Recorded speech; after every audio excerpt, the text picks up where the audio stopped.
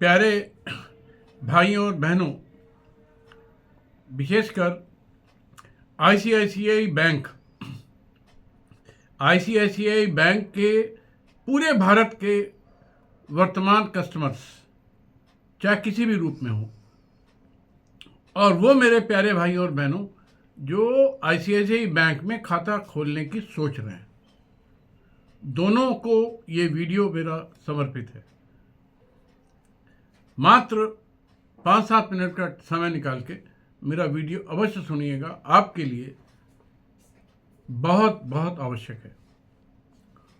मैं अजय टंडन, अधिवक्ता सर्वोच्च न्यायालय, राष्ट्रीय अध्यक्ष ईमानदार भारतीय party, phone number 9936529111, 9918529111, mail ID ajaytandan@atclaw.in, सब स्मॉल में।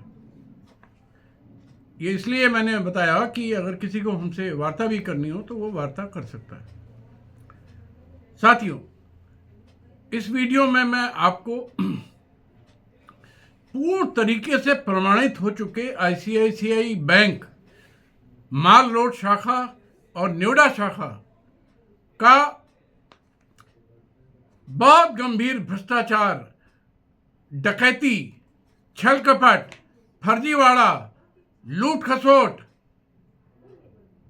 बेईमानी, अपमान उनके द्वारा कस्टमर्स का किया जाता है, ब्लैकमेलिंग और संपत्तियों को हड़पने की इनकी क्या योजना रहती है, उसके बारे में बताऊंगा। ध्यान से सुनिए। मेरी संपत्तियों को इन्होंने अवैध तरीके से बंधक बनाया। इसका कुल मूल्य संपत्तियों का, 4 संपत्तियां, 15 करोड़ से अधिक। लोन कितना? 50 लाख। सोचिए। ऋण खाता नंबर LBK आखिरी में है 8147 में बैंक ने दिखाया कि पूर्ण राशि वितरित कर दी गई, जबकि ऐसा नहीं हुआ। अपने यहां डेबिट पूरा कर लिया, हमको पूरा दिया नहीं और हमसे EMI स्टार्ट कर दी। इस खाते में, खाता नंबर फिर से बोल रहा हूं, कभी चेक करना हो, 8147, स्वीकृत राशि 31/1/2020 को 50 लाख। स्वीकृत राशि ऋण के अनुसार, ऋण विवरण उसके बाद 50 लाख को घटा के कर दिया 42,50,000। अब उस 42,50,000 को देने के लिए इन्होंने 2 चेकें बनाई। एक बनाई 35,05,874 और दूसरी बनाई 7,38,226 की। लेकिन मेरे खाते में मात्र 35,05,874 की चेक क्रेडिट की गई मेरी तरफ से, बैंक जिससे हम प्रॉपर्टी खरीद रहे थे उसको, और 7,38,226 की खाली चेक बना दी गई। चेक नंबर है 432236, 31/1/2020 को ये चेक बना दी गई, लेकिन मेरे खाते में क्रेडिट नहीं की गई। बैंक ने अपने खाते में डेबिट कर ली, यानी मुझे कर्जदार पूरे का बना दिया 42,50,000 का, और दिया सिर्फ 35,05,874। भाई और बहनों, यह सिलसिला 4 साल तक चलता रहा। मैं मेल भेजता रहा, मैं चिल्लाता रहा, रोता रहा, इन्होंने नहीं सुनी। 4 साल के बाद फरवरी 2024 में मैंने कई बार एफआईआर पुलिस को भेजी, थाना कोतवाली कानपुर नगर को, कम से कम 10 बार एफआईआर भेजी, लेकिन पुलिस 1 नंबर की भ्रष्ट है। थाना कोतवाली का इंस्पेक्टर 1 नंबर का भ्रष्ट है, मिला हुआ है बैंक से, कोई एफआईआर नहीं लिखी। तब मैंने मजबूरी में आके फरवरी 2024 में अन्न जल त्याग कर बैंक, आईसीआईसीआई बैंक गेट के सामने भूख हड़ताल करी, शांतिपूर्ण तरीके से। भूख हड़ताल के बारे में मैंने मुख्यमंत्री, प्रधानमंत्री और प्रदेश के सारे बड़े अधिकारियों को लिखित में बार बार सूचित कर दिया। इसका रिजल्ट ये हुआ कि अच्छी मात्रा में पुलिस वहां आ गई, नोएडा के इनके अधिकारी भी आ गए और एक मीटिंग हुई। मीटिंग में इन लोगों ने, आईसीआईसीआई बैंक वालों ने सारी गलतियां मान ली। रिजल्ट क्या हुआ? 0। कोई भी उसका फर्क नहीं पड़ा। हां, इस बात के लिए जरूर कि ये फरवरी 24 में इन्होंने 738 की एंट्री रिवर्स कर दी। बाकी और भी तथ्य हैं जो बताता हूं। दूसरा मेरा ऋण खाता है 3081।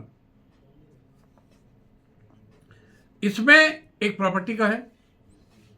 इसमें टोटल लोन सैंक्शन किया 68 लाख, बाद में उसको घटा दिया 52,91,144, लेकिन डिसबर्स दिया सिर्फ 32,75,225। क्यों भाई? इनके ये करने से मैंने जो प्रॉपर्टी ली थी नोएडा में एटीएस बुके में, उनको करीब 80 लाख के आसपास सब मिला करके मैंने दिया था। टोटल उनका बनता था 75 लाख दिया था, उनका बनता था 85 लाख। वो मैं नहीं दे पाया इन्हीं की वजह से। तो उन्होंने हमारे 75 लाख पूरा फॉरफिट कर लिया एटीएस वालों ने, और फ्लैट कैंसिल कर दिया। मेल भेज दिया, मेल बैंक को भी मैंने भेज दिया, लेकिन इन पर कोई असर नहीं हुआ। टंडन जी, प्रॉपर्टी आपको मिले ना मिले, हमने तो आपको जो दिया है वो आपको बेच डालेंगे और ले लेंगे। तो भाइयों, इन्होंने 52 लाख सैंक्शन करके 32,75,000, 68 लाख सैंक्शन करके 32,75,000 दिए। अच्छा, ये दिया इन्होंने जनवरी 2019 में। इन्होंने ईएमआई हमें बताई 28,522। मैं पे करता रहा 4 साल तक, 5 साल तक पे करता रहा। मैंने कहा मेरा लोन तो कम ही नहीं हो रहा है। तब इन्होंने बताया अभी जाके कि साहब ये तो खाली ब्याज था, मूल इसमें शामिल ही नहीं है। हमने कहा ये कब बताया? कभी नहीं बताया। सैंक्शन परमिशन कब ली हमसे? कभी नहीं ली। क्यों ऐसा किया? प्रॉपर्टी पूरी बन चुकी थी। कोई जवाब नहीं। अब इन्होंने दिसंबर 24 में इसको 56,755 की ईएमआई कर दी। अब बताइए, वो मेरा 18 लाख इन्होंने जो लिया वो सिर्फ ब्याज में खत्म कर दिया। ऐसा कोई कानून बैंक में नहीं है।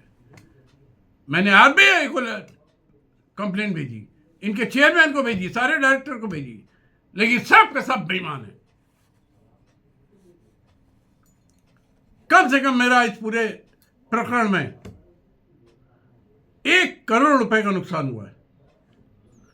भाइयों, आईसीआईसीआई बैंक ने असंवैधानिक तरीके से अन्न शुल्क, बीमा शुल्क, बाउंस शुल्क चार्जेस, अतिरिक्त शुल्क, एडमिनिस्ट्रेटिव चार्जेस गैर कानूनी तरीके से डेबिट किया है मेरे अकाउंट में, और सब मिला के इन्होंने एक अकाउंट में 60,000, एक अकाउंट में 77,000। अब बताइए, मैंने मना किया कि ईसीएस से नहीं देंगे, हम चेक से देंगे।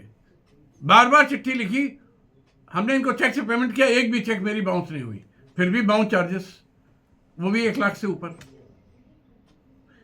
इन्होंने मुझे बगैर बताए बीमा कर दिया और उसके 2 लाख रुपए प्रीमियम के डाल दिए। अपनी कंपनी आईसीआईसीआई प्रूडेंशियल, अरे भाई हमारी कंपनी बीमा कंपनी है, वो 60,000 में बीमा कर देती पूरा। क्यों आपने किया? कोई पेपर भी नहीं दिए। अब इन्होंने ये कहते हैं कि आपने चूंकि ये चार्जेस नहीं दिए। इन्होंने पहले भी एक एनपीए दिया था, इसको वापस लिया। इन्होंने फिर एनपीए दे दिया, नॉन परफॉर्मिंग एसेट। लोन इनका इस समय 50 लाख है, और प्रॉपर्टी हमारी घेरे हुए हैं ये मोटा मोटी 8 लाख की, आज भी 8 करोड़ की, 8 करोड़ की 3 प्रॉपर्टियां घेरे हुए हैं। और धमकी दी एनपीए का मतलब है कि ये प्रॉपर्टी हमारी 8 करोड़ की बेच डालेंगे अपने 50 लाख के लोन के लिए। इनके तमाम दलाल घूमते हैं। ये लोग क्या करते हैं कि 8 करोड़ की प्रॉपर्टी हो, चाहे 10 करोड़ की हो, चाहे 5 करोड़ की हो, ये अपने लोन से मतलब रखते हैं। वो प्रॉपर्टी अगर 1 करोड़ में बिक जाए, इन्हें फर्क नहीं पड़ता है। ऊपर का जो भी प्रॉफिट होता है, 1 करोड़, 2 करोड़, 5 करोड़, 10 करोड़, ये मैनेजर लोग आपस में मिल बांट के और दलाल से मिल बांट के खा जाते हैं और लोन लेने वाले को एकदम सड़क पे ला देते हैं। ये है इनकी तरीका, इनकी नियत, इनकी डकैती के आगे अतीक अहमद और ओसामा बिन लादेन और दाऊद इब्राहिम भी फेल है। इतना बड़ा डकैत है ये आईसीआईसीआई बैंक। एक और, मैंने सारे पेमेंट अपने स्टेट बैंक के अकाउंट से किए, उसका आखिरी नंबर है 2005। कभी भी कोई भी चेक मेरी बाउंस नहीं हुई। लेकिन इन्होंने, चूंकि आपने बाउंस चार्जेस नहीं दिए, इसलिए हमको एनपीए दे दिया। कोई कानून, आरबीआई का सर्कुलर, आरबीआई का कानून, एक्ट, भारत सरकार का लॉ सिर्फ एक बात कहता है, अगर आपकी 3 महीने की लगातार ईएमआई पे नहीं हुई है, लगातार 3 महीने की ईएमआई पे नहीं हुई है, तो आपका अकाउंट एनपीए हो जाता है। क्लियर है? ऐसा नहीं है कि बाउंस चार्जेस अगर आपने 5,000 के नहीं दिए हैं एनपीए हो गया, आपने उनके एडमिनिस्ट्रेटिव चार्जेस 2,000 के नहीं दिए एनपीए हो गया। इन्होंने यही किया। इतने बड़े चोर हैं, ये डकैत हैं, इनको तो फांसी पे लटका देना चाहिए।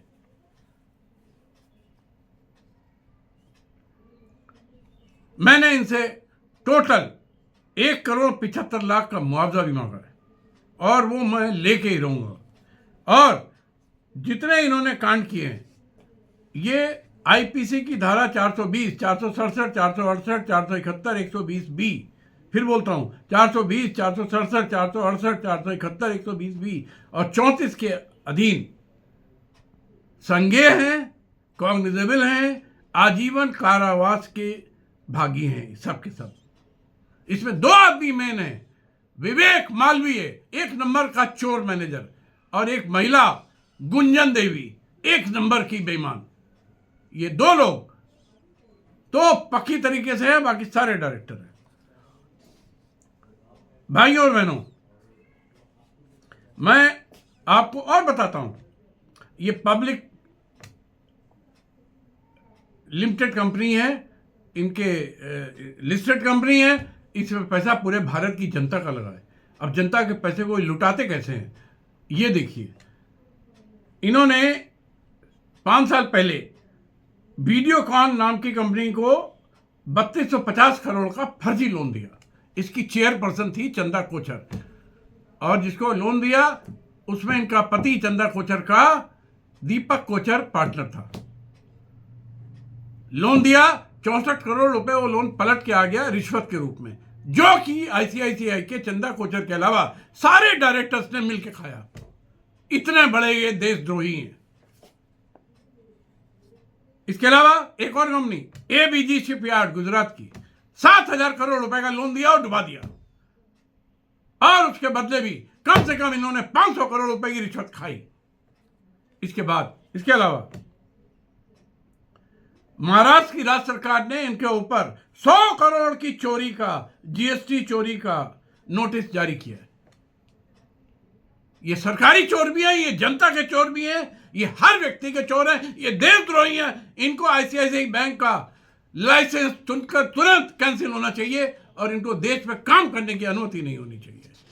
भाइयों और बहनों, इसके लिए मैंने ये वीडियो डाला है। आप सबसे मेरा निवेदन है कि आप सब लोग आईसीआईसीआई बैंक से अपना खाता हटा लीजिए, एफडी हटा लीजिए, जो डिपॉजिट हो वापस कर लीजिए, जो अकाउंट ऑपरेट कर रहा, वरना एक दिन ये बैंक निश्चित रूप से अपने जालसाजी, अपनी चोरी डकैती के चक्कर में एक दिन इसमें ताला लगेगा और आपका सारा पैसा डूब जाएगा। धन्यवाद। जय हिंद, जय भारत।